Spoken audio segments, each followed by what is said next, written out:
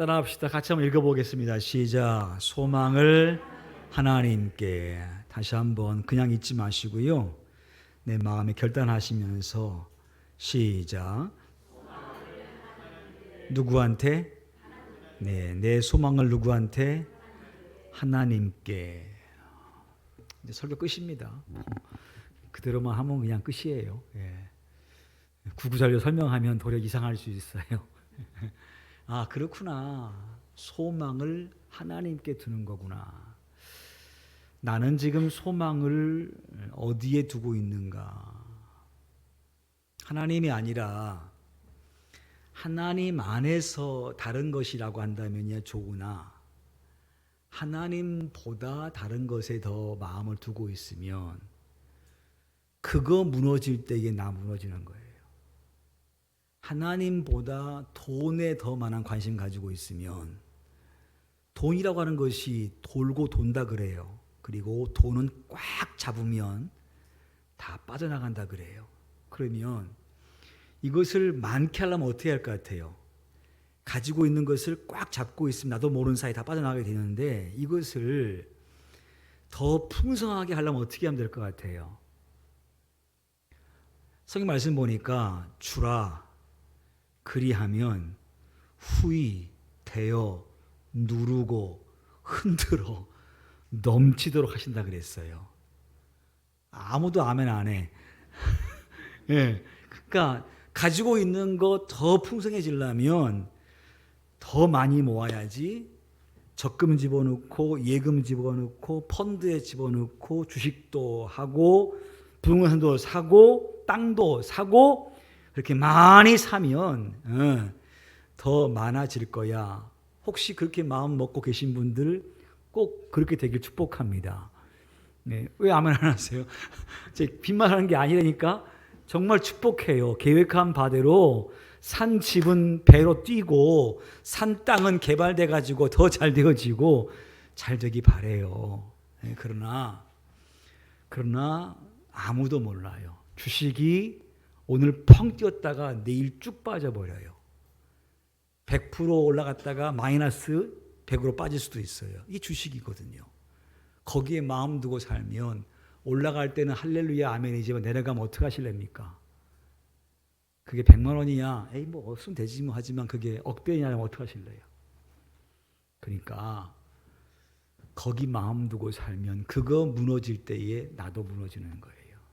그 여인이 누구예요? 롯의 처입니다. 롯의 처. 그렇죠?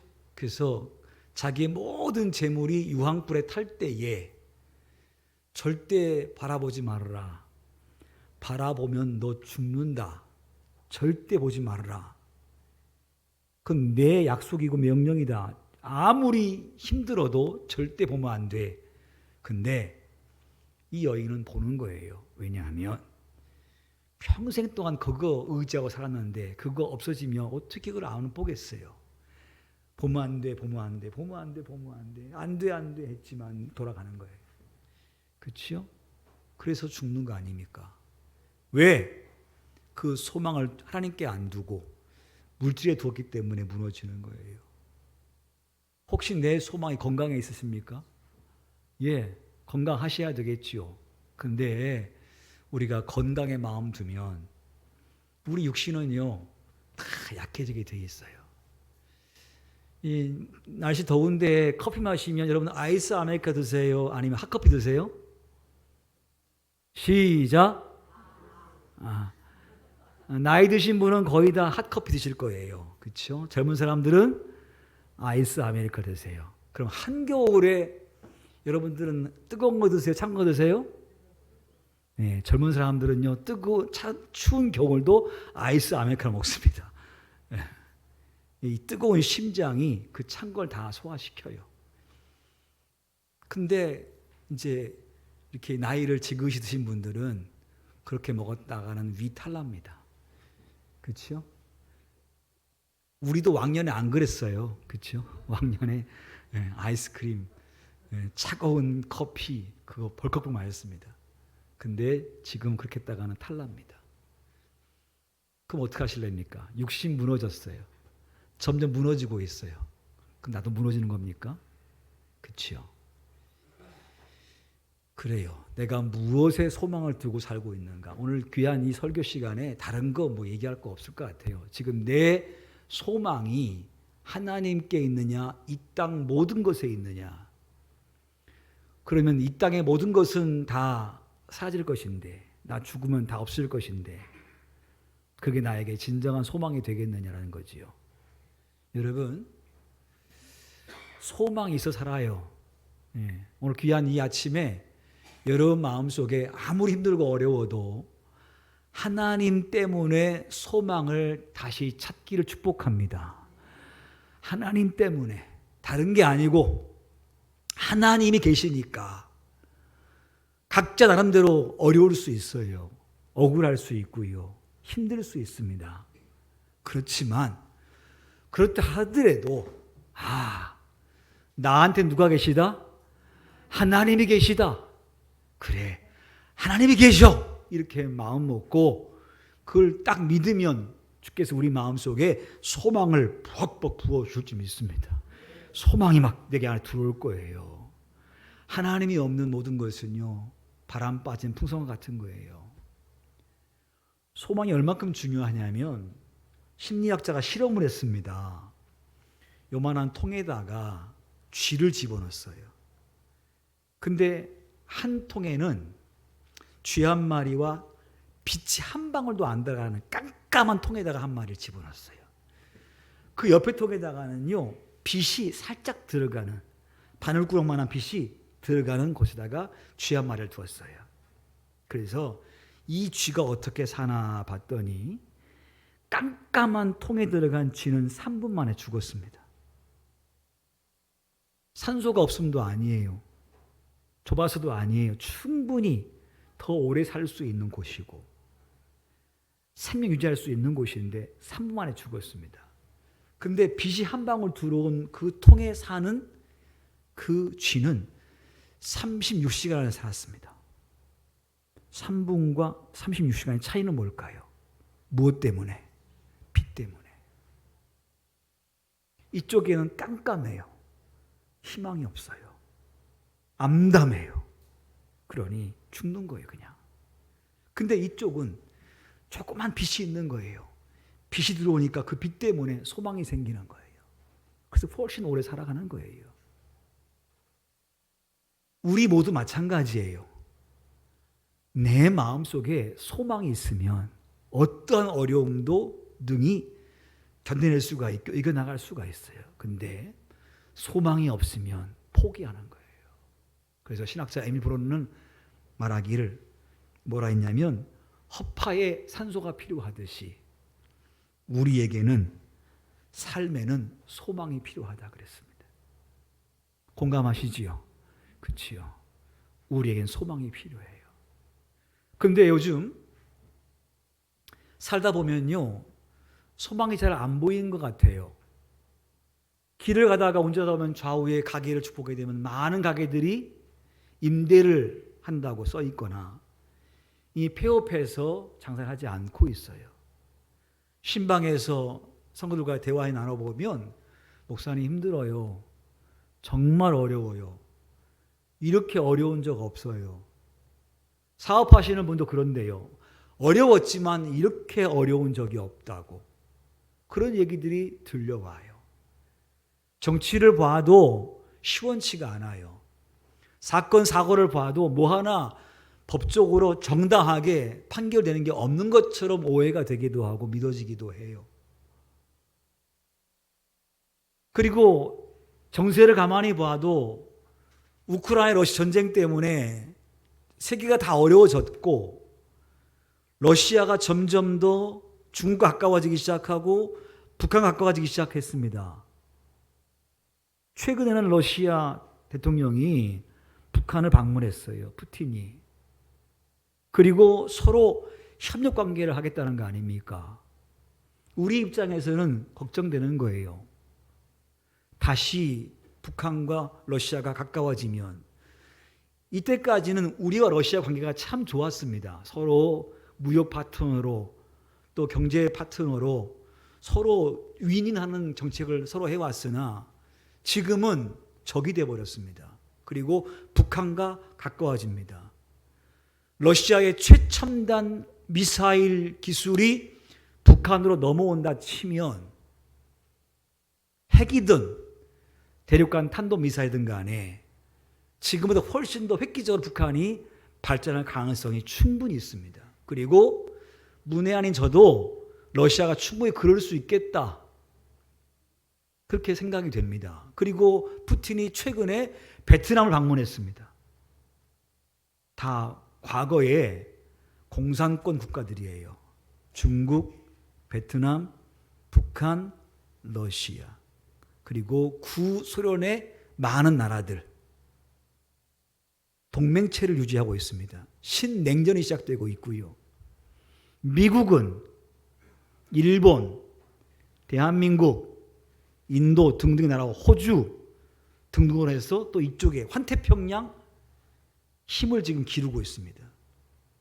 왜냐하면 미국은 이 나라를 통하여서 러시아와 중국을 견제하고 싶은 거예요. 근데 그러한 상황 속에서 우리가 지금 자주적으로 뭔가를 해가는 것 같지 않고 그냥 끌려간다는 느낌이 드는 것은 어쩔 수가 없는 것 같아요. 워낙 미국이 크니까 그럴 수밖에 없겠지만 그래도 그러한 상황 가운데에 우리의 이익이 뭔가를 잘 생각해서 중국과의 관계, 러시아의 관계, 일본과의 관계를 잘 해야 되는 게 우리의 경제력이고 외교력인데 그렇지 못하는 걸 보면서 참 걱정스럽고, 요즘 계속적으로 북한에서요, 북풍이 불면 오염 풍선을 남쪽으로 내려보내고 있습니다. 그게 그냥 오염된 쓰레기여 다행이지, 만약에 거기다가 가스라든가 몸에 유해된 것을 만약에 이 땅으로 보낸다 치면 얼마나 큰 피해가 있겠습니까? 그렇죠? 경제를 보나 외교를 보나 삶의 질을 보나 여기저기에서 힘들다, 어렵다는 얘기가 계속 되고 있어요. 어느 순간에 우리의 입술 속에서 소망이 있어. 기대가 돼. 잘할 수 있을 것 같아. 뭔가 희망이 보여. 이런 말보다는 어려워, 힘들어. 지난까지 뉴스에는요, 우리나라 출산율이 0.7이라고 했습니다. 한 명이 안 돼요. 0.7이었는데 최근에 보도하기를 0.6을 떨어졌답니다. 그러니까 앞으로 이제 한 50년 후, 100년 후에는 대한민국이 이 땅에 없을 수 있어요. 이렇게 얘기 안 나면. 그런 시간들이 곧 다가온다는 거예요. 그래서 가만히 봐도 여기저기에서 소망이 없는 얘기가 많이 들려요. 어떻게 할까요, 여러분? 그래도 우리가 아까 말한 것처럼 따라합시다. 하나님께 소망을 둡시다. 할렐루야. 예. 우리가 하나님께 소망을 두고 살아가면 주께서 우리의 믿음대로 모든 상황들을 바꾸어 가실 줄 분명히 믿습니다. 여러분 마음속에 아무리 어려워도 믿음 안에서 삶에 대한 소망을 잃지 마세요. 예. 할렐루야. 예. 피그말리온이란 말 알지요? 피그말리온. 그게 원래 사람 이름인데 어떠한 전설에 의해서 그 뜻은 꿈은 반드시 이루어진다는 말이 되는 거예요. 아무리 될 수 없는 일도 꿈을 가지면 된다는 거 아니겠습니까? 왜 그랬냐면 피그말리오라는 사람이 키프로스에 있는 조각가인데요. 이 사람은 남자인데 이성에 대한 마음의 감동이 없어요. 그래서 별여자를 다 봐도 마음에 감동이 안 서가지고 연애를 못하고 결혼을 못해요. 여자가 별로 안 이쁘고 마음에 안 들어요. 그래서 이 사람이 생각하다가 내가 정말 바라는 이상형의 여인상을 만들어야겠다 싶어가지고 조각을 해가지고 여인상을 만들었어요. 자기 마음에 딱 맞게 만들었어요. 만들고 보니까 너무너무 이쁜 거야. 너무 마음에 드는 거예요. 와, 이게 막 정성스럽게 만들어서 놨더니 마음에 너무너무 드는 거예요. 그래서 마음에 소망이 생겼어. 이 조각상이 사람이 되면 참 좋겠다. 이런 마음이 생긴 거예요. 될 일이 안 될 일이야.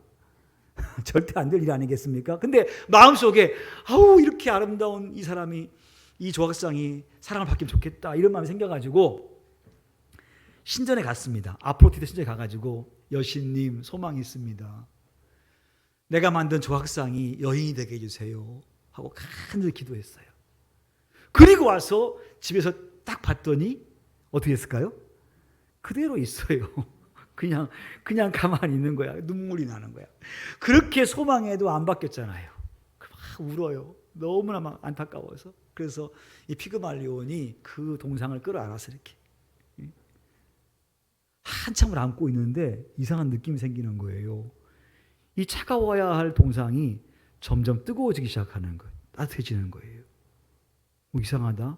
내 개인적인 감정일까? 느낌일까? 정말 온기가 있어요. 그래서 더 꽉 빼놨어요. 그랬더니 쿵 그러는 거예요. 아니 갑자기 심장이 뛰기 시작하는 거예요. 쿵쿵 뛰는 거예요. 그리고 나서 이 조각상이요 여인이 된다는 거예요. 그 여인과 함께 행복히 살았대요. 전설에 의하면. 그래서 그 이야기가 피그말리온 꿈을 간절히 가지면 반드시 이루어진다는 거예요. 그렇게 사람들이 그래서 피그말리온 법칙이라고 얘기합니다. 그만큼 여러분 소망이 중요해요. 동산 바울교 성도 여러분 모두가 교회에 대한 소망도 꼭 여러분들이 갖기를 바랍니다. 우리 교회에 대한 소망. 우리 교회는 이런 교회가 돼야 될 것이고 이렇게 돼야 돼. 되기를 바래. 현실에 의해서 판단하고 비관하지 마시고 현실은 어려워도 지금은 어려워도 우리 교회가 정확히 얘기하면 동산 바울 교회의 공동체 모두가 하나님께 소망을 두고 살아가면 그 교회 공동체는 살게 돼 있고 부흥될 줄 믿습니다. 분명한 사실이에요, 여러분. 코로나 이후 모든 목회자가 다 그런 얘기해요. 코로나 이후 때문에 힘들다고 다 얘기하는데 절대 동의하지 말아야 되고 절대 속지 말아야 돼요. 그건 코로나 이유가 아니라 코로나로 말미암아 내 신앙이 주저앉아 버린 거 아니에요? 코로나 때문이 아니에요. 내 신앙이 주저앉아 버린 것이지. 지나고 났더니 코로나가 뭐냐 했더니 감기 몸살보다 못한 거였어요. 지나고 보니까 물론 코로나 때문에 합병증 때문에 돌아가신 분들 많이 계시겠습니다만은 건강한 사람은 코로나 다 걸렸습니다. 저도 걸렸지 않습니까? 다 걸렸죠. 거의 걸렸습니다. 다 괜찮아요. 근데 그 당시에는 코로나 걸리면 죽는 줄 알고 모든 것 중단했지 않습니까? 지나고 나니까 우리의 신앙이 정말 아무것도 아니었구나. 그때는 몰랐지만 지나고 나 보니까 그러면 앞으로 그런 바이러스가 온다 치면 나는 이제 어떻게 할 것인가? 정확히 얘기하면 코로나가 문제가 아니고 우리의 신앙이 그만큼 모래 위에 집을 지은 것 같은 신앙이었다는 거 아니에요. 바람 불고 태풍 부니까 그냥 무너져 버리는 신앙이었지 않습니까? 근데 제가 어떤 교회 목사님 만나뵀어요. 우리 후배 목사님인데 목사님 교회 어떠세요? 그래서 저도 그랬죠. 우리 교회도 코로나 이후로 성도들이 많이 좀 안 나오신다고. 목사님 교회는 어떤데요? 코로나 영향 아무것도 없습니다. 코로나 문제 아무것도 없습니다. 더 부흥되고 잘 되고 있습니다. 매해마다 15% 이상 성장합니다. 할렐루야. 그래서 아이고 정말 잘했다고 정말 축하한다고. 배가 살짝 아팠지만 축하한다고. 정말 축하한다고. 어떻게 똑같은 상황 속에서 어떤 교회는 부흥되고 어떤 교회는 왜 그럴까? 그럼 뭐가 문제란 얘기입니까? 하나님 문제가 아니에요. 그렇죠? 하나님 문제 아니에요. 거기도 하나님이고 우리도 하나님 똑같은 하나님인데 문제는 뭐냐면 내 신앙이죠. 그래서 이 입술 속에서 자꾸 똑똑한 얘기하지 말고 소망 얘기하고 기대 얘기하고 기도로 얘기하고 할렐루야. 그렇게 계속 그런 말이 나갈 때는 주의 은혜가 오게 돼 있는 거예요. 왜? 기도한 대로 소망한 대로 이루어지는 거니까. 근데 여기 자꾸 똑똑한 얘기하고 무슨 얘기하면 말은 참 좋은데 육신의 마음은 시원할지 모르겠으나 영은 계속 죽어가는 거 아니에요? 지금 우리가 경제가 아무리 어렵고 외교가 아무리 힘들고 어려워도 최소한 그리스도인들은 그것 때문에 소망이 생기고 그것 때문에 소망을 잃지 않아요. 왜? 우리의 소망은 누구한테 있으니까? 하나님께 있으니까. 결국은 하나님께서 우리의 삶을 지키실 것이고 이 민족을 지키는 걸 안다고 하면 세상 사람은 그렇게 얘기해도 우리 그리스도인들은 하나님께서 이 땅을 이끌어 가실 것이다. 할렐루야. 우리가 하나님 안에서 최선을 다하면 주께서 인도하실 것이다. 하나님께 소망을 두고 우리가 이야기해야 될 줄 분명히 믿습니다. 여러분 오늘 말씀 보면요, 베드로전서 전체 이야기는 그래요. 우리가 소망을 가집시다. 아무리 힘들고 어려워도 우리가 소망 잃지 맙시다. 이 말이 바로 베드로전서 전체 얘기예요. 오늘 이 편지를 받아보는 사람이 누구냐면 1장 1절 끝에 보니까 아시아와 비두니아에 흩어진 나그네라고 되어 있어요. 어디와 어디? 아시아와 비두니아와 거기에 어떤 사람들? 흩어져 있는 어떤 사람들? 나그네와 같은 사람들이에요. 그러니까 예수를 믿는 사람들인데 그들이 아시아에 있기도 하고 소아시아와 유럽 가운데 있어요. 아시아와 유럽에 있는 그리스도인들. 근데 그들이 누구냐면 나그네예요. 나그네. 흩어져 있습니다. 나그네와 같은 인생을 삽니다. 여러분, 왜 이 사람들이 자기 고향 땅에 머물러 있지 아니하고 거기서 도망갔을까요? 다른 지역으로. 무엇 때문에? 복음 때문이에요. 예수 믿는 것 때문에 주변 사람 핍박하니까 그 핍박을 피해가지고 이웃 동네로, 이웃 나라로 도망간 거 아니에요? 복음 때문에. 도망가서 살기 위한 것이 아니라 거기서 복음 전파하려고. 여기서 안 되니까 도망가서 복음 전파하는 거예요. 흩어지라는 말은 뭐냐면 복음 때문에 안정되고 편안하고 안락하고 보장되어 있는 생활 포기해버리고 복음을 위해서 위험한 길로 떠난 사람들이 얘기하고 있는 거예요. 나그네라는 말이 무슨 말이에요? 그 사람은 거기에 있지 않으면 또 거기 있다가 또 도망갑니다. 왜? 로마의 핍박 때문에.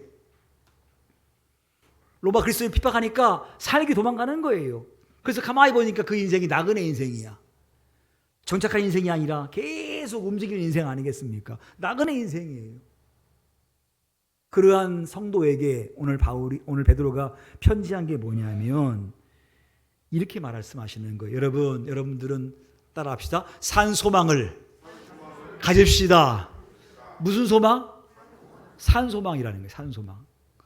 그럼 죽을 소망이 있어요, 없어요? 네? 산 소망이 있다는 말은 뭐냐면 죽을 소망도 있구나. 그러니까 죽을 소망은 헛된 소망이에요. 헛된 소망. 돈에 마음 두고 살아가고 건강에 마음 두고 살아가고 세상 것에 마음 두고 살아가고 그 모든 것은 소망이 소망인데 헛된 소망이고 죽은 소망 아니에요? 근데 오늘 말씀 속에서 산 소망이라고 했어요. 3절 끝에 보니까 산 소망이 있게 하시며 그랬잖아요. 산 소망이 있게 하시며 살아있는 소망, 절대로 없어지지 않는 소망. 그 소망이 뭐냐 할 때 이게 4절 말씀 보니까 썩지 않고 더럽지 않고 쇠하지 아니하는 유업을 있게 하시나 아니 그랬어요. 그 소망은 썩지 않아요. 그 소망은 더럽지 않아요. 그 소망은 쇠하지 않아요. 그리고 그 소망 가운데 훗날에 유업을 받을 것이에요. 즉 그리스도인들이 하늘나라에 대한 소망을 가지고 살아가다가 훗날에 그 나라를 유업으로 받을 것이란 얘기를 하기 때문에 성도 여러분, 아무리 힘들고 어려워도 여러분 천국에 대한 산 소망을 잃어버리지 마십시오라고 편지한 것이 베드로전 전체 이야기예요. 동산 바울교 성도 여러분, 이 땅의 삶이 힘들고 어려워도 여러분 마음속에 산 소망, 하나님께 두는 소망, 그리고 하늘나라의 소망을 결코 잃지 않기를 간절히 바랍니다. 네. 오늘 이 어려운 상황 가운데에도 내가 소망을 가질 수 있는 이유를 몇 가지 얘기하면, 첫 번째 이유가 뭐냐면 오늘 말씀은 이렇게 되어 있습니다. 자, 다 같이 한번 17절 말씀을 읽어보겠습니다. 시작.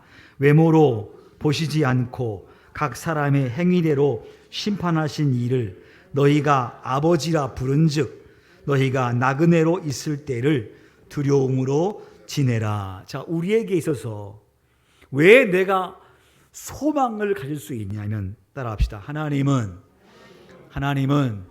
나의 아버지입니다. 네, 오늘 말씀 속에 있잖아요. 너희가 아버지를 아버지라 부른즉 그랬지 않습니까? 하나님을 누구라 불러요? 아버지라 불러요. 한번 불러봐요. 시작.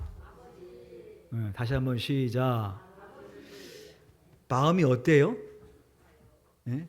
네, 어떤 분은 좋은 분 계실 거야. 하나님을 부르는데 아버지를 부르면 이렇게 마음에 진한 감동이 와. 어떤 분은 감사와 감격의 감동. 아버지. 너무 감격스러워. 너무 감동스럽고. 근데 누구는 너무 부끄럽고 죄송해. 누구는 막 기쁨이 차서 아버지 이렇게 하지만 누구는 아버지 이렇게. 하여간 기쁘게 아버지를 부르던 슬프게 아버지를, 죄송스럽게 아버지를 부르든 간에 그렇게 부르는 사람은 복 있는 사람이에요. 왜? 최소한 아버지를 아니까. 그분을 부르면서 내 마음에 기쁨이 생기거나 그분 부르는 내 마음에 눈물이 생기거나 이 정도의 감정이 오갈 수 있는 관계가 돼 있으니까. 아무나 웁니까? 아무나 감격해 합니까? 그 정도의 관계를 유지해 왔어요. 하나님 마음 내가 알고 내 마음 그분께서 아셔서 내가 아버지라고 부르면 이 마음에 벅찬 소망과 감격이 생기는가 하면, 내가 아버지 부르면서 가슴을 치고 후회하고 한탄해하면서 죄송합니다 라고 하는 사람도 있을 것이고, 여러분이 어떠한 상황인지 모르겠습니다만은 최소한 그러한 관계를 유지해 왔다면 여러분들은 신앙생활 잘하고 있는 거지요. 근데 여러분 이러지 않아요? 혹시 아버지 했는데 여기 아무런 느낌이 없어. 소리는 분명히 아버지 했는데 여기서는 아무런 감동이 없어요. 아버지라 불렀지만 아저씨라고 한 것 같아.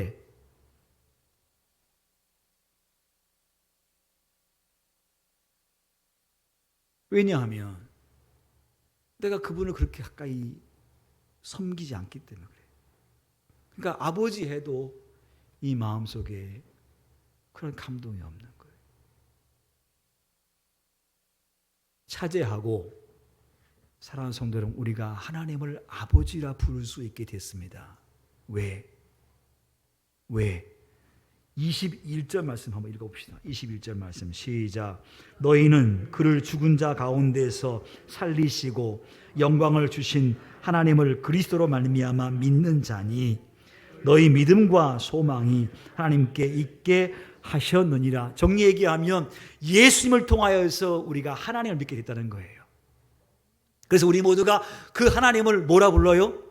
아버지라 부를 수 있다는 거예요. 예수를 통하여 하나님을 믿게 되었으니 우리 모두가 이제 그 하나님을 내 아버지로 부를 수 있다는 거 아니에요. 근데 그 아버지는 너무 좋으신 아버지야. 너무너무 좋으신 아버지. 육신의 아버지야 실망을 주시는 아버지 아닙니까?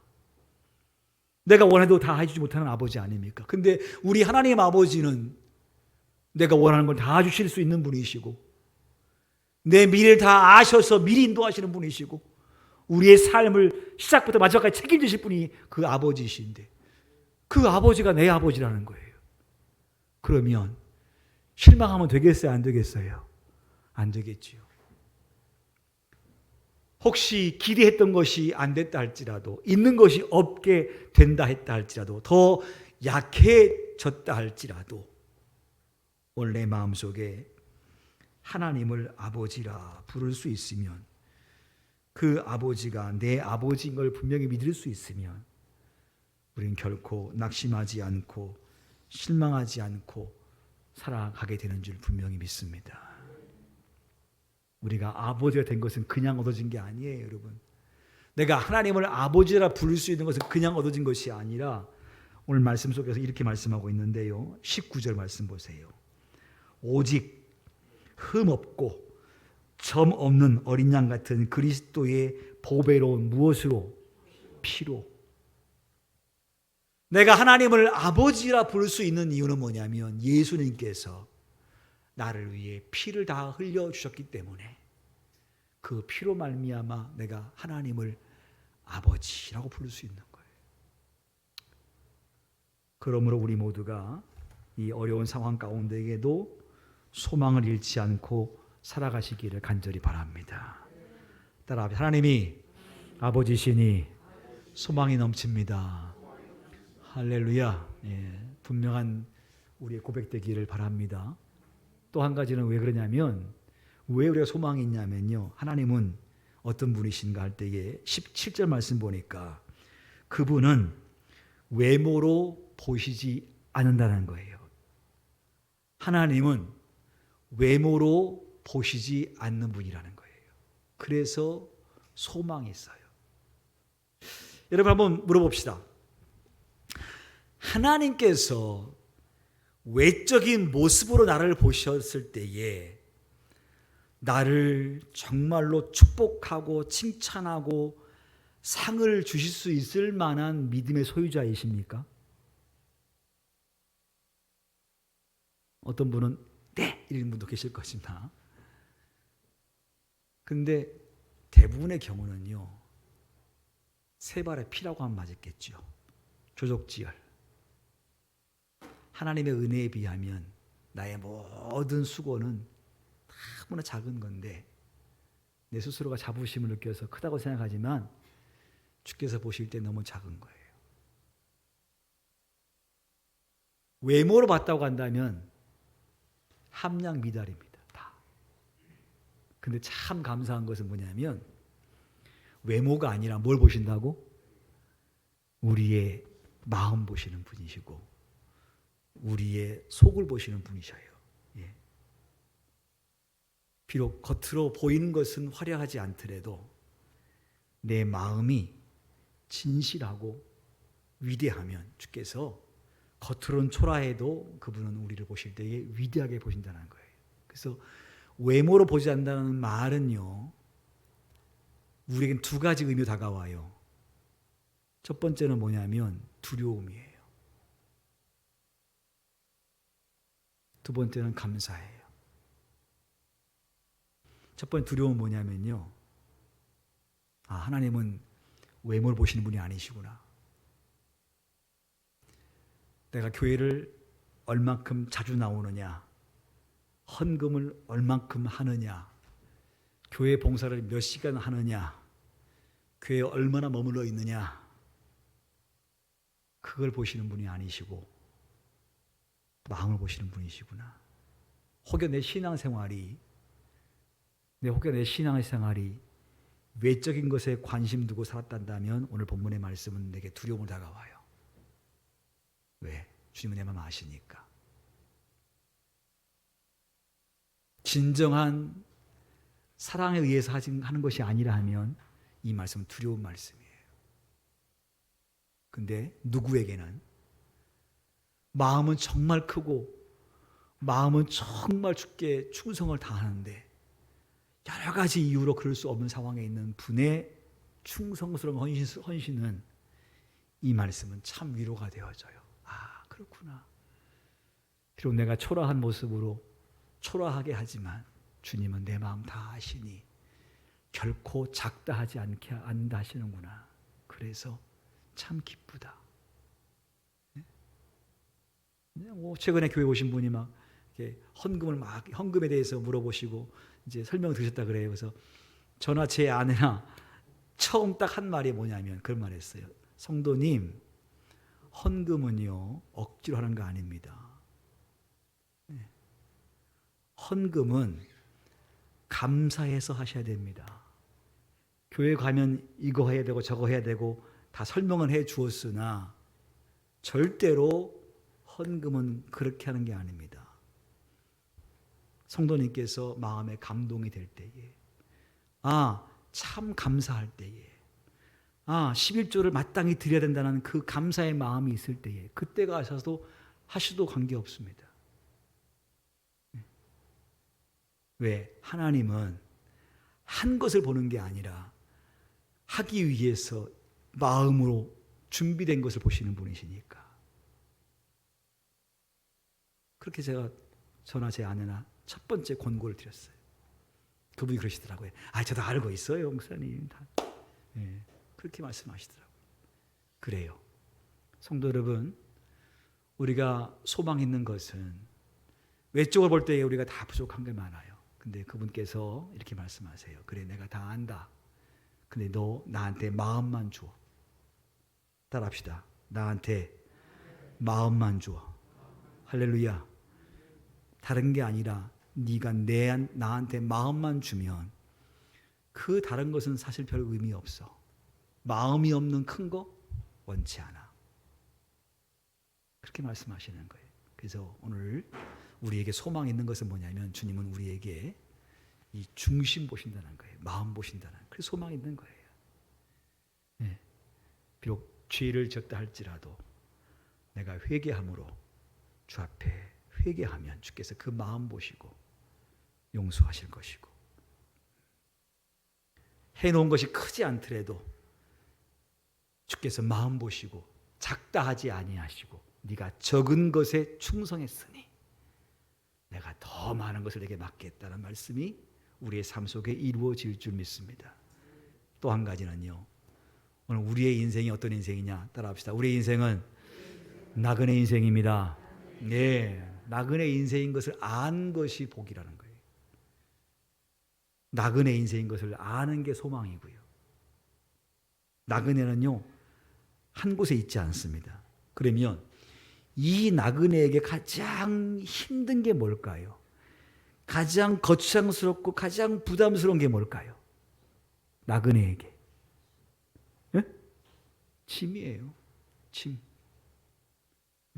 짐이 제일 부담스러워요. 나그네는 그냥 떠납시다. 텐트 딱 접어들고 메고 가면 되는 거예요. 그럼 끝이에요. 근데 정착민에게 이 모든 짐들은 이사가기 쉽지 않은 거 아니에요? 오늘 우리가 나그네 인생을 살아가고 있구나. 나그네 인생. 그걸 알고 살아가셔야 돼요. 이 땅에 정착해 살고 있지만 내가 언젠간 여기를 떠나야 돼. 떠나야 돼. 그럼 나는 영원히 살 곳이 어디일까? 이 땅에서 100년을 살고 있는데 영원히 살 곳이 어디일까? 라고 생각해서 영원히 살 것을 기대하면서 살아가는 지혜가 필요합니다. 그래서 오늘 우리가 소망 있는 것은 이 땅 것에 너무나 많은 욕심을 두지 말자는 거예요. 만약 욕심을 둔다면 따라합시다. 하나님의 영광을 위하여. 할렐루야. 전 축복해요. 우리 동산마을 교우들이 다 요셉처럼 되기 원해요. 요셉처럼. 요셉은 총리가 됐습니다. 그렇죠? 다니엘처럼 되기 원해요. 근데 다니엘이 어떻게 했습니까? 느헤미야가 되기 원해요. 느헤미야가 어떻게 했습니까? 그 모든 역량을 이스라엘을 살리고 민족을 살리고 예루살렘 성벽을 재건하고 하나님 영광을 위해서 그가 그 위치에 있는 거 아닙니까? 그러나 마음은 이 땅에 사는 동안에 이 땅 것에 너무 마음 두지 않도록. 그래서 그러한 소망 가운데에 살아가게 축복합니다. 오늘 우리 모두가 하나님께 소망 두고 살아가시기를 주의로 축원합니다.